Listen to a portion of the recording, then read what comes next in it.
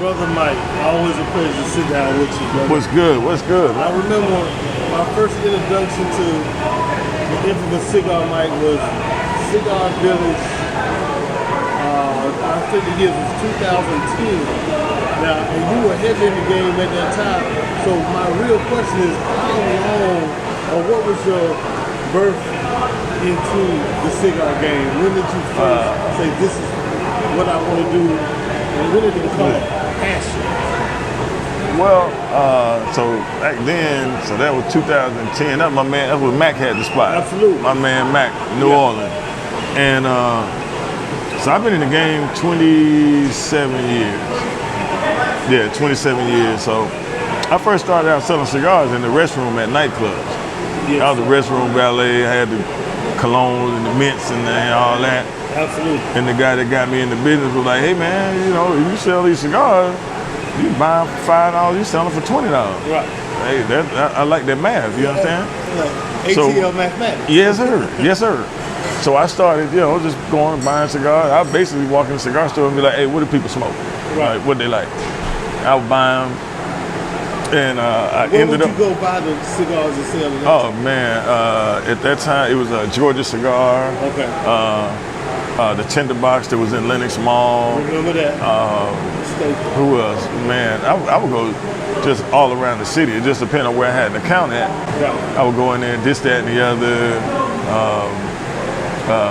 What was it? The package store over there on Duck Road, Minx. Right. Minx used to have a cigar store inside. Right. When you walk all the way in, turn to the right and go to the back, it was a set of steps that you walk up, and it was a whole cigar, like a little lounge. Right. And we go up there, and I would smoke a cat named Chuck. You go sit up there and smoke, and he would teach me about cigars. Right. You know, so after just starting for a while selling them in the restroom at the nightclubs, I started smoking cigars. And then I figured out, well, I could talk more about these cigars and people buy more. So when did your cigar IQ kick in? Because, you know, we know there's levels to it. Well, I didn't know I had it. See, that's the thing. I didn't. So what would happen is I go into a cigar. I didn't have nothing to do till probably 8, 9 o'clock that night. Right. So they convinced me to like sit down. My boy Al Govan, we call him Big Poppy. Right. I was sitting in there. I had met the brother, cool dude. So one day I'm walking in, I'm buying like 15, 20 cigars at a time, which I didn't know was odd. Right. And he was like, hey man, you know they put sofas in here for a reason. And I was like, what you mean? He was like, man, sit your head down. So I sat down and we talked, and I met other, you know, good cats in there. Right. So now I don't have nothing to do during the day, so I go out, do all my shopping I need to do, go to Walmart, get my mints and all that. Then I go to the cigar store, get my cigars, and I just hang out there. And at this time, you were still selling these cigars in the bathroom. Yeah. So when did the light bulb go off in your head? Like, wait a minute, this is a culture. I got to come under. It took longer than it should have. I mean, because I'm a hustler, and a lot of times I'm just focused on the trap. Right. So what would happen is cigar reps would come in and people would introduce me like, hey, this the rep for so-and-so and so-and-so, which was a little odd because at that time, reps really didn't interact with customers like that. Right. They come in, talk to the manager, talk to the owner, but they like, this guy buy a lot of cigars, you know what I'm saying? He's a cool dude. So they talk to me and they give me cigars, and I'm like, hey man, you gave me like 5, 6 cigars. Like, I'm probably gonna sell about 4 of these, so if you wanna take these back and just give me, I get it. It's like, nah, you good. So we really became cool. You know, a lot of the reps became cool. So now it's a cigar event, and you the rep. Somebody said, man, Mike, what kind of cigar? I was like, nah, man, that's too strong for you to try that one, because now I smoke everything in your line. So I'm basically just saying, nah, this, do this. Hey, man, they don't want to buy 3, get 1. Just go ahead and get 1 more, and then you get, you know. And I would just do that because I was there, you know. And then some of the managers and owners of cigar stores, they get packed, and they be like, Mike, go in the humidor and help, you know. Right. So I ain't doing nothing now. You became the guy to consult with, because, you know, I watched it from the birth. You became that guy that if the cigar spot opened in Atlanta, it had to be blessed by Mike. Nah. A lot of people say that, man, and I mean, you know, I give my blessing to anybody crazy enough to open up one of these. You know what I'm saying? Absolutely. You got my blessing. I just ask that you know what I'm saying, try to do it right. Exactly. But I would go around because, again, I had different little traps around the city that I was working. Right. So I'd be at different spots. So I go in there, patronize. I got to buy cigars. Hell, I'm over here, I buy them from you. You know, I sit down, smoke cigars, go to the next spot, do that. And then when I was off or when I wasn't doing that, I found myself smoking cigars. So I go back to some of the same spots. So I was walking in the shop at Stockbridge, and I'm just talking to some people I know, and then other cats, I'm like, hey, what's going on, man? I'm Mike, blah, blah, blah. My boy Cedric Ward. Cedric Ward said, man, that's Cigar Mike, man. Ask that dude, he know all about the cigars, everything, da-da-da. We laughed it off. Is that what your hand roll? I think the hand roll, gentlemen, you had them hand rolling them, and I'm getting ahead of myself. Came from down the street, yeah. Exactly. But the shop that I was in at the time would buy hand rolls from him. Okay. And, you know, so that's how I knew those guys. Right. So, like I said, a couple of weeks later, I'm in another shop, completely different side of the city. Cedric wasn't there. I walk in, you know, see people, oh, what's up, bro? What's up, bro? Hey, how you doing, man? I'm Mike. Somebody was like, oh, there goes Cigar Mike. And then, I'm like. So, let's put a pin in that. So, who would you say gave you your moniker name, Cigar Mike? Cedric Ward. Cedric Ward. Cedric Ward was the first person to say, man, that's Cigar Mike, man. Right. But it probably took me a year or more to start answering to it. People say it, and I'd be like, you know, yeah. What made me start answering to it and introducing myself like that was I was in here, and I was sitting at the bar, sitting a random guy. We sitting there smoking, talking, you know what I'm saying? And he said, yeah. So one of my guys came in and was like, yo, Mike, you doing your thing at Onyx? And I said, yeah. I gave him the flyer, and the dude said, I've been sitting next to the dude for about an hour and a half. He said, hey man, you Cigar Mike? I said, well, yeah, I guess, you know. He's like, man, why you ain't say that? Man, he said, man, I'm from Philly, man. We know about you in Philly. I was like, how the hell y'all know about me in Philly? You know what I'm saying? So, number one, the internet's amazing. Absolutely. But number two is one of his guys had been down hanging out. Some of his friends brought him to the Smokers Retreat. And he met me, and I, you know me, hey bro, come on in, have a What was the first year of Smokers Retreat, man? 2009. 2009. Yeah. So at the time I met you, this thing was about to explode into the phenomenon it is now, because we went from Smokers Retreat, and you got Black Smoke, Smoke Miami, you're on the West Coast, you're up north, all over. I was out in Denver. They knew about you, so, you know, it just took on a life of its own. Once again, shout out to the internet. Internet helps a lot. Yeah. What I mean, I put in a lot of windshield time. It's just when I realized that this was like a job or something I could really do when I stopped doing the restaurant stuff. Because at one time I had like 5 different restaurants. I had 9 other people that worked for me. Absolutely. You know, and I was like, oh, wow. I didn't know that was going to be a business. That was just a hustle for me. You saw a need and feel the need. Right. So when this started taking on a life of its own, and people like, hey, Mike, well, we'll pay you, you know, to come over here and host this. And I'm like, so wait a minute. So you going to give me some money to do what I'm already sitting here doing right now? Oh yeah, what time? What time? Exactly. What time you need me there? Exactly. You know, oh, and some drinks come with that. All right, cool. I like that. Absolutely. And the first event I produced was cigar, scotch, and chocolate. Okay. It was just 3 things that I liked, and I knew that they paired well. So I did the event. Had about 40 people there. It turned out well. And people were like, hey man, when you doing another event? I was like, I don't know. I hadn't really planned on it. Right. The Smokers Retreat came about because I was sitting in Onyx, because I would sit there during the day and just chill because there wasn't nobody in there, and I could smoke a cigar, have me a little, you remember the $7 steaks? You know, we had a steak. Exactly. And the owner got arrested, I'm sorry, the manager at the time, got arrested, so Patrick. Yes, sir. I knew him from the Gold Club. So he walked over, he's like, what the fuck are you doing here? And I'm like, oh, what you doing here? Right. He's like, I'm the new day manager. Oh, okay. So when he said, man, you know cigars, I know you know how to promote. Why don't you do an event here? I said, I think, I don't know. And then my birthday came up, so I wasn't trying to do nothing. I was trying to hang out, chill. And I came in there like the week after my birthday, and he was like, come in my office. I'm like, all right, man. He was like, so what are we doing, man? I was like, all right, we're doing an event. So what you gonna call it? Is this how Smokers Retreat started? This is the actual moment. He was like, so what are you gonna call it? And I was like, Smokers Retreat. He's right. He said, all right. He was like, now what do you want?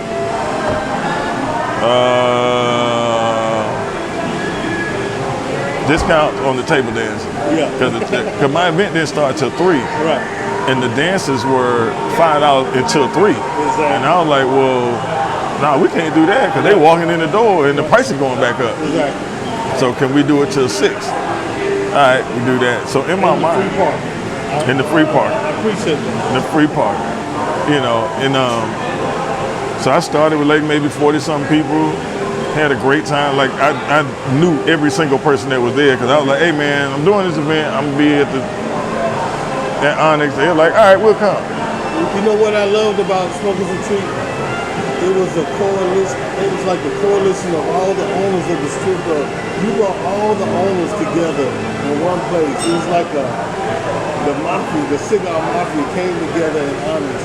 You know, whether if it was 617, Davidoff people, everyone showed up at that location on that Friday, and then they went back to their respective places. I loved that. Well, 'cause after a amount of time, after a few months, it was people was like, okay, hey, Mike doing his thing. So you live on one side of town, you work on another side of town. Right. So you smoke sometimes over here, sometimes you smoke closer to your house, you know. But it was a point where like, hey man, I ain't seen my man in about a month. Oh yeah, we're gonna be at the Smokers Retreat. So people just run into each other and they were like, okay, well this is where we run into each other at. Correct. You It was know. the meeting spot. And then people were telling me, and I mean, these stories go on to like at least 2 or 3 a month to this day. And one guy was telling me, he said, Mike, I'm out of town every week for work. He said, I planned my trip, so I flew back in no later than Friday morning. I stop off and get me something to eat. And when you walking in at 3, I'm walking in at 3. And I was like, you would be there at 3. He's like, I just landed. I said, yeah. Okay. I mean, we had business guys, we had men, women, people brought their mama, people brought their daddies, people brought their kids. Not little kids. Like, hold on now, not little kids. They were 21, but they were, you know, because it wasn't just about it being in an adult entertainment establishment. We had fun. We really smoked cigars. You know, gave away 100 cigars. You know, we was able to get in the buffet. Then the buffet came. Then we was able to get the Scotch bar in the back. So it just kind of, you know, built on its own. It was serendipitous, I guess, because I couldn't have tried to create that. You know what I'm saying? Right now, you're a household name across the United States. I've named several cities I've been to. Back to what you were saying, and you're 100% right, Mike, because when I think about my introduction to really hanging out in a cigar lounge, it goes back to when I met you at Mac's place, Cigar Village. That was just like really a man cave / living room lounge / basement party. Mac had the grill outside. He had the punching bag in the middle of the lounge. It was just home. Yeah, man. You know? Mac is a different dude. Shouts out to Mac, man. Mac, shout out to Mac, man. Straight up 100% New Orleans, good dude, man. But again, like, you know, for most of us, this is our leisure time. Correct. So we like to go someplace that we're going to enjoy the environment. Some of those environments might have a punching bag in the middle of the floor or a pool table. Some of them you might need to be dressed like this. It just depends on what you want to do with your time. Exactly. So what I've noticed about most cigar smokers is they got cars. They can go wherever they want to go. Absolutely. They can spend money wherever. You know what I'm saying? But where am I most comfortable? You know what I'm saying? And it's hard to make me uncomfortable. So if I have a good time at a place, it just depends on your idea of a good time. Exactly. If you want to get suited up, hey man, go check this spot out. Man, I got on some sweats, man. You know, I'm just chilling. Hey man, go check this spot out. So, you know.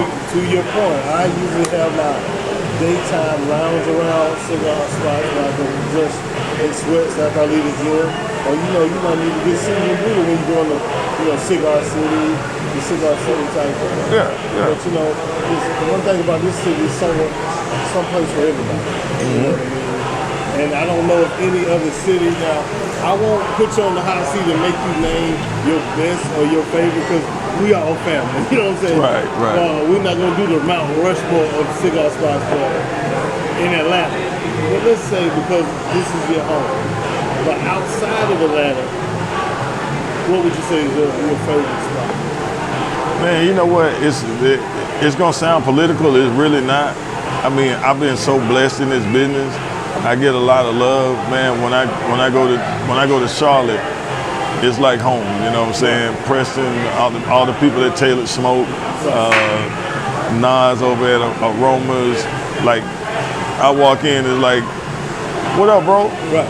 Sit down. Where you sit? What'd you do? Bro, it's like that when I go down to Tampa. You know, when I'm smoking at Cheney's, when I go to Coronas, you know, in Tampa, places like that, you know what I'm saying? Shouts out to all of them, Corey Cheney, my man Ira, over at Corona. When I go over to Cigars Direct, you know, Juan, like, hey, what's up, bro? Da, da, da. I mean, when I go to Miami, there's so many people down in Miami, from the Nate Foxes to the 305 Cigar Divas, you know, who open arms, Houston, Texas, you know, the whole Houston Cigar Week crew out there, you know what I'm saying? Kevin Watkins, Herf Life Cigars, Black Cigar Aficionados, Cerrone and Chrissy with Spades, Houston Herf Society. It's just, you know what I'm saying? You know, Dallas, go hang out with Rockstar. You know, go over to Edwina's spot, go to Blowing Smoke, go see Tommy at Tunoma, Tim over at DMB. Just everywhere that I go, I'm not trying to develop anything, but in the cigar culture, we know that you ain't gonna sit nowhere too long and nobody know you. They're like, hey man, what's up, bro? What you smoking? Yeah. What you smoking, man? Oh, okay, man. Where you from? Oh man, hey man, hey man, you need a drink or something, man. You know, and if that hometown. Fast friendship. Right. So, you know, it's because I travel a lot. I get it a lot, you know what I'm saying, and that's the blessing. And like I said, when people call me and say they're going to this place or this place, I just try to pass that to them, and that contributes to their experience while they're in that city, you know. I've told people about some place and they were like, man, I was there every night. I went there for like 4 days straight, man. I love that spot, man. They so cool over there. Cool, I like that feeling. I like being able to recreate that feeling for people as much as I can. So, you know, everywhere I go, they show me love. But it's the brother to leaf, the sister to leaf love that they're gonna show anybody when they show up. You know, it's not a special Cigar Mike love. You know, it's the love of what we do. So I'm about to take a trip to DC the end of the month. What's your recommendation in DC? Should I do TGI? Oh, TGs is cool. You know what I'm saying? You got Tinderbox, you got Invictus. Yeah, you got so much fun. They got a Monte Cristo up there. Man, there's so many different spots up there. You know, I'm GTG, the Good Time Gang. So you know, that's our headquarters. That's where we were founded at. So we probably got, in the DMV area alone, we probably got 10 or 11 chapters up there. So wherever you go, you're gonna run into GTG. Absolutely. Right, guarantee it. Don't be surprised if you get a call from me in 2 weeks, brother. All right, hey man, you already know what it is. So Mike, a lot of people have travel agents, but true aficionados must have a trip advisor, a cigar advisor. And you know, I've called you on several occasions when I'm out of town. Big shout out. You came through like a heavyweight champ, tapping ass in Las Vegas. It was everything you told me. I mentioned your name in the Velvet Rope when I appreciate that, but you're always that guy. I don't know if people know. When you're out, it's not a local thing. This man is international. So wherever you go, you're always looking for a great place to smoke. That's the first thing I look for. When I work out of town, I'm Essence Festival, I know where to go. I call Mike. When I'm in places like San Diego, I'm in LA, Las Vegas, So you want to tap in, chime in with Brother Mike. Oh man, I go a bunch of dope places, man, and you know it's just based on my experience with that place, not even as Cigar Mike. Like I like to see how they treat people. Absolutely. You know, and that's how I know whether or not I can send somebody there. Right. You know, you might be an asshole. Right.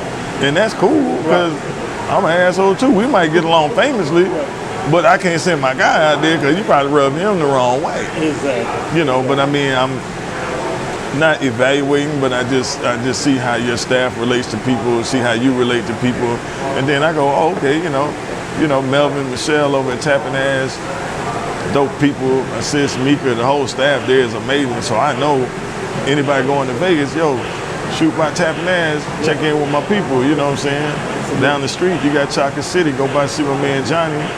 Johnny gonna treat you like he known you for 20 years, you know? So that's what it is for me. I rarely send people places that I haven't been or I don't know somebody. You know, if I need to just recommend you a place to smoke, I'll do that. But I'll tell you, like, I haven't been there.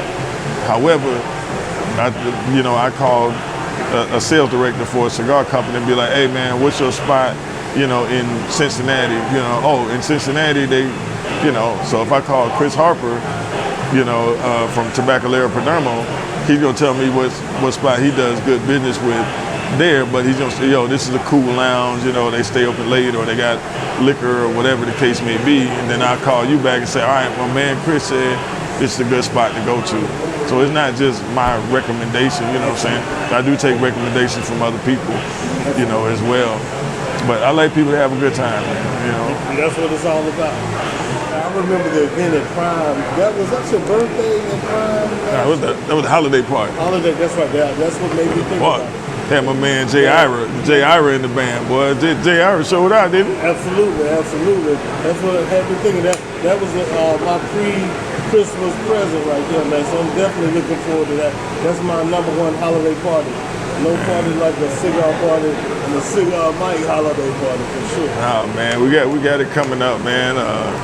You know, shouts out to FM Digital Live, Janelle, Elsie, my management, Richard Dunn. You know, they definitely look out. They take care of the back end of my business and, you know, make sure I don't go too far off the wires. Exactly. You know, I get out there. I be outside. You know what I mean? Gotta have somebody checking the books. Oh yeah. Cool. So Mike. Yes, sir. I always look forward to your holiday season. I think I got a text a few days ago. What do you got coming up in the next 2 months as far as events? But definitely we got November 5th, we're doing an election watch party. Shouts out to Highland. We're doing it right here at Highland. Okay. So we're putting that together. We're gonna have Greenwood whiskey involved in that. Several other people, you know, coming out with that. My holiday party's coming up in December. We're also going to do something with the Divine Nine here at Highland in December as well. Look forward to going back out to LA. We did a great event at shout out to Pips on La Brea in LA and the 100 Black Men. So we did an event with them. So shouts out to them. We look forward to going back out there in January. I'll be in Tampa, Florida, December 8th. The week before that, I'll be in Miami, Florida, Art Basel. The week after that, December 16th, I'll be in Las Vegas. That Monday is the Falcons-Raiders game. So shout out to Tapping Ass. So I'm doing something at Tapping Ass on Monday. Shout out to Johnny over at Chocolate City Cigar Lounge, the El Septimo Lounge. You know what I'm saying? We're going to rock something with them as well while we out there. We just got a lot of cool stuff coming up. You know what I'm saying? Just, Atlanta Cigar Week just passed, so Atlanta Cigar Experience. Atlanta Cigar Week was the week prior to mine, and then Atlanta Cigar Experience starts that next Monday. So, you know. Keep the party going. Yeah, no, shouts out to Atlanta Cigar Week, man. They did an amazing job. I went out to our friend Johnny, who was over at Goodfellas. Yeah. You know, went out there for their closing event. We had an amazing time out there, and then I started at Acete on Monday, and we rocked 17 events. We had a great time, great sponsors. Shout out to Caldwell Cigars, Molinave Cigars, Coffee and Spirits. Man, who else? Los Blancos Cigars, I mean, a lot of people just came through. Belmonte Cigars. There were so many people that came through and just hung out. Eric Espinoza flew in to do the event on Monday night. I always shout out to Espinoza Cigars. Actually, I'll be in Miami November 14th for Lazona Palooza with Eric Espinoza and his whole team down there. So it's just, you know, it's exciting. You know what I mean? I get to do this for a living. You know what I mean? It's a sweet life, brother. Sweet life.